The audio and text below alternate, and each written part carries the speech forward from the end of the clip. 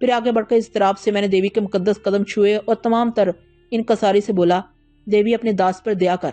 پاروتی نے آہستہ سے جھک کر مجھے اٹھایا اور اپنا ہاتھ میرے سر پر رکھ کر مجھے آشیرواد دیا۔ پھر اپنی آواز میں سارے جہان کی رعنائیاں سمیٹتے ہوئے بولی، کرشن کمار، تم سفل ہو گئے، جو ہونا تھا سو ہو گیا۔ مجھے معلوم ہے تمہارے من میں کھوٹ نہیں ہے، اب تم میرے سچے سیوک بن گئے ہو۔ یہ سب تیری کرپا ہے دیوی، میں نے پاروتی کو عقیدت بھری نظروں سے دیکھ کر کہا، جو میرے من کو بے چین کیے ہوئے ہے۔ گزری ہوئی ساری باتوں کو بھول جاؤ کرشن کمار، تمہیں شمع دی جا چکی ہے۔ دیوی نے اپنے ہونٹوں پر سندر مسکان بکھیر کر جواب دیا، تم نے کٹھن تپسیاؤں میں سفل ہو کر پھر سے ایسی مہان شکتی پراپت کر لی ہے جو دیوتاؤں کو پراپت ہوتی ہے۔ تمہاری لگن سچی تھی، سچی لگن اوشیہ سفل ہوتی ہے۔ تم نے پھر دیوی کو جیت لیا ہے۔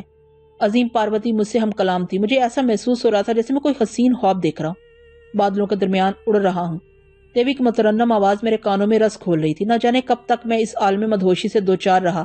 پھر اس کا چونکا جب دیوی نے میرے شانوں پر اپنا نازک ہاتھ رکھ کر کہا، کرشن کمار، تم نے یہ کیا روپ دھار رکھا ہے؟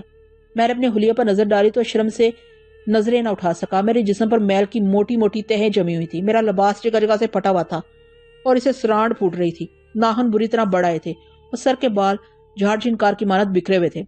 یہ سوچ کر کہ اس سمے اتنی گندی حالت میں پاروتی کے سامنے کھڑا ہوں، سر تپا لرز اٹھا، لیکن پاروتی نے میرے دل کی بات بھانپ لی اور پیار سے کہا، کرشن کمار، تمہیں اب ان باتوں کی چنتا نہیں کرنی چاہیے۔ تم اب یوگی سمان ہو اور یوگیوں کو اپنے بھگوان اور دیوی دیوتاؤں کے سوا کسی بات کا دھیان نہیں رہتا۔ تن کی سج دھج تو منشیہ کا کام ہے۔ دیوی، میں سب کچھ تیری بدولت ہوں۔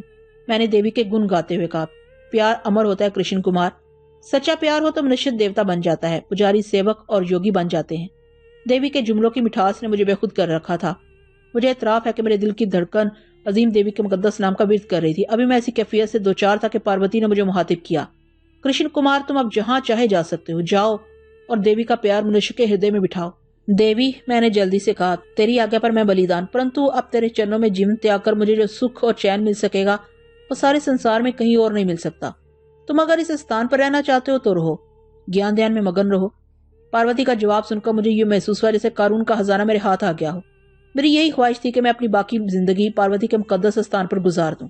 1.5 سال تک میں نے دیوی کو تلاش کرنے میں جو مصائب جھیلے تھے وہ رائگاں نہیں گئے تھے۔ مجھے میری پریشانیوں کا پھل دیوی کے روپ میں مل چکا تھا، طاقت کی عظیم اور سندر دیوی جس کو پانے کے لیے میں نے خود کو کھو دیا تھا۔ چند لمحے میں خاموش کھڑا پاروتی کو تکتا رہا، پھر بولا، دھنیہ ہو دیوی، تو نے مجھے اپنے چرنوں میں رہنے کی جگہ دے کر میرا مان رکھ لیا۔ تم جب تک من چاہے یہاں رہو۔ دیوی پھر کچھ توقف سے بولی، پرنتو ان باتوں کی چنتا میرے مہان سیوکوں کے لیے فضول ہے۔ دیوی ہر جگہ موجود ہوتی ہے کرشن کمار، تم میرے استان سے دور رہ کر بھی جب من کی گہرائیوں سے میرا نام لوگے میں تمہیں درشن دینے آ جاؤں گی۔ پاروتی ہاسی دیر تک میرے ساتھ باتیں کرتی رہی، پھر وہ جانے لگی تو میرا دل تڑپ گیا۔ مجھے اب ایک پل کے لیے بھی دیوی کی جدائی منظور نہیں تھی۔ دیوی کے وقار نے جیسے مجھ پر سحر طاری کر دیا تھا، میں سحر میں کھو کر رہ گیا تھا۔ پاروتی کے جانے کے بعد بڑی دیر تک میں اسی دھیان میں ڈوبا رہا، پھر رات آئی تو آرام کرنے کی خاطر لیٹ گیا۔ دیوی کے استان پر رہ کر مجھے جو سکون ملا اور جو بھگت میری ہوئی، اس کا تذکرہ الفاظ میں بیان کرنا میرے بس سے باہر ہے۔ یہاں مجھے مختلف تجربات ہوئے اور میں نے دیوتاؤں کو بڑے قریب سے دیکھا۔ میرا یہ سارا زمانہ مذہب اور وید کی اکتساب میں صرف ہوا۔ پہلی بار مجھے اندازہ ہوا کہ دھرم کا یہ ایک منظم سلسلہ ہے۔ 3 سال تک میں دیوی کے پاس رہا اور مجھے دیوی کا قرب اپنی مرضی کے مطابق حاصل رہا۔ دیوی کے استان کی دیوداسیاں اور گنیش دیوتا سبھی میرا بے حد خیال رکھتے تھے۔ میں ہم وقت دیوی کی پوجا اور دیوتاؤں کے جاپ میں مگن رہتا، لیکن 3 سال کا طویل عرصہ گزارنے کے ساتھ ساتھ اس یکسانی سے میرا دل اکتانے لگا۔ دیوی کے کہنے کے انوسار میں نے ایسی شکتی پراپت کر لی تھی جس کے آگے ہنومان کی شکتی بھی ہیچ تھی۔ اس کے علاوہ دیوی نے مجھے اجازت دے رکھی تھی کہ جہاں میرا من چاہے جاؤں اور جو جی میں آئے کروں۔ چنانچہ ایک روز جب میری اکتاہٹ بڑھ گئی تو میں نے ڈرتے ڈرتے پاروتی سے کہا، دیوی اگر تیری آگیا ہو تو میں۔ پاروتی نے میرا جملہ کاٹتے ہوئے منی خیز لہجے میں کہا، میں جانتی ہوں کہ اس سمے تمہارے من میں کیا ہے، سارا سنسار تمہارا ہے، تم جہاں چاہو جاؤ اور منشیہ کو پاپ سے بچاؤ، انہیں شانتی دو۔ تیرا ویوگ مجھے گوارا نہیں، پرنتو میں چاہتا ہوں کہ اپنے ساتھیوں سے ملاؤں، میں بہت جلد واپس آؤں گا۔ سدھارو کرشن کمار، دیوی کو معلوم ہے کہ تم کب واپس آؤ گے یا نہیں آؤ گے۔ پاروتی سے اجازت مل جانے کے بعد میں اس کے استھان سے باہر آ گیا۔ اس وقت میرے اوپر کچھ عجیب و غریب کیفیت طاری تھی۔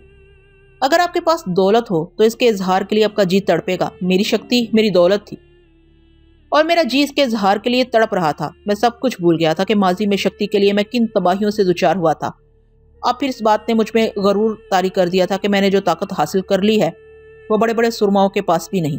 اب دیوی نے مجھے کھلی چھٹی دے رکھی تھی. اب ذرا سوچئے کہ آپ کو یہ احساس ہو کہ اب دھرتی پر بسنے والے تمام انسانوں سے زیادہ بلوان اور عظیم ہیں تو آپ کی کیا کیفیت ہوگی. میں اپنی کیفیت بتاتا ہوں.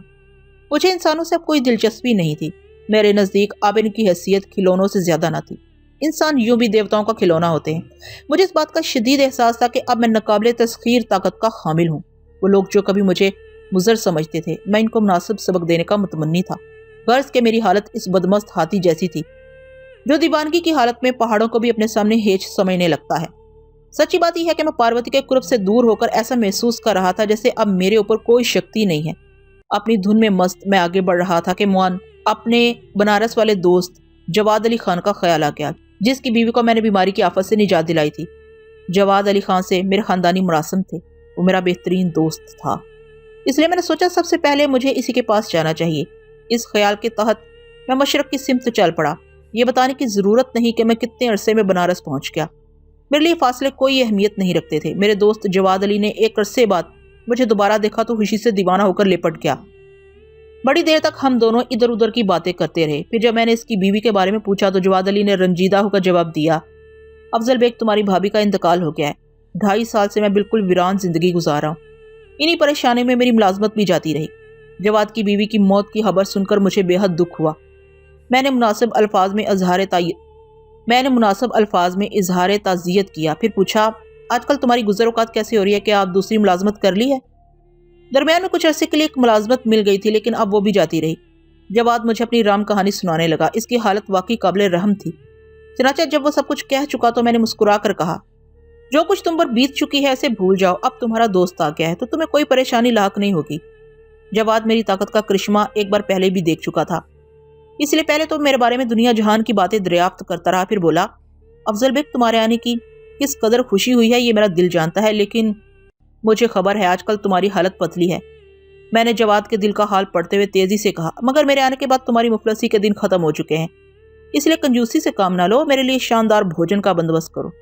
جواد میرے جملے کا مفہوم سمجھنے سے قاصر تھا، اس لیے کچھ دیر تک وہ حیرت بھری نظروں سے مجھے دیکھتا رہا. پھر بھرائی ہوئی آواز میں بولا، افضل بیگ تم میرے عزیز دوست ہو، تم سے میرا حال ڈھکا چھپا بھی نہیں ہے. پھر بھی تم کو یقین دلاتا ہوں کہ آج کل میں کوڑی کوڑی کا محتاج ہوں.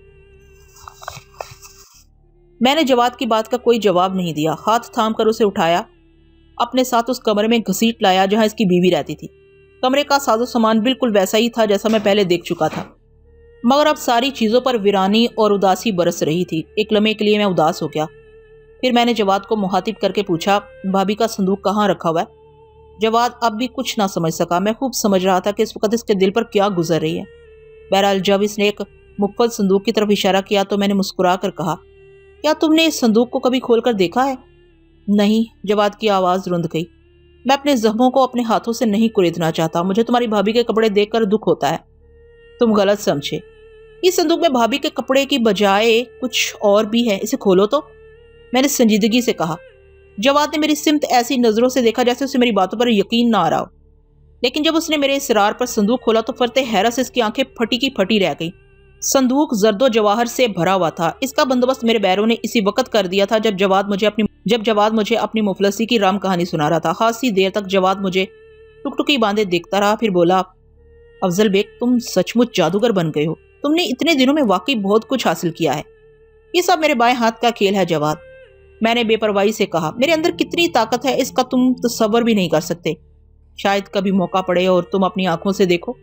جواد کے یہاں ٹھہرے ہوئے مجھے 2 ماہ گزر گئے. اس عرصے میں نے بنارس میں اپنی شکتی کا دل کھول کر مظاہرہ کیا، لیکن صرف اس حد تک کہ جہاں مجھے کوئی مظلوم نظر آیا میں اس کی مدد کو فوراً آمادہ ہو گیا. اس کے برعکس ظالموں کو میں نے ایسی سزا دی کہ انہوں نے ظلم کرنے سے توبہ کر لی. میرے واقعات کی تفصیل بیان کرنے بیٹھوں تو سینکڑوں صفحات سیاہ کر سکتا ہوں، لیکن یہاں اس کی ضرورت محسوس نہیں کرتا. آپ بھی اس قسم کی سرگزشتوں میں نہ جانے کیسے کیسے واقعات پڑھ چکے ہوں گے. اب اس کی تکرار مناسب معلوم نہیں ہوتی. بس یوں سمجھیے کہ میں ایک بادشاہ تھا جس کے ہاتھ میں اس کی مملکت کے تمام ذرائع اور سائل موجود تھے. وہ جو چاہے کر سکتا. میں نے کھل کر اپنی طاقت کا مظاہرہ کیا. جواد کو عجب شوق تھا. وہ روز کوئی نہ کوئی مسئلہ آ کر بیان کرتا. ہم خاموشی سے موقع پر پہنچتے اور لوگوں کو حیرت زدہ کر دیتے. پھر سب سے زیادہ جواد کو ان پراسرار تماشوں میں مزہ آتا تھا. وہ میری شکتی کا بری طرح قائل ہو چکا تھا اور میرا بہت خیال رکھتا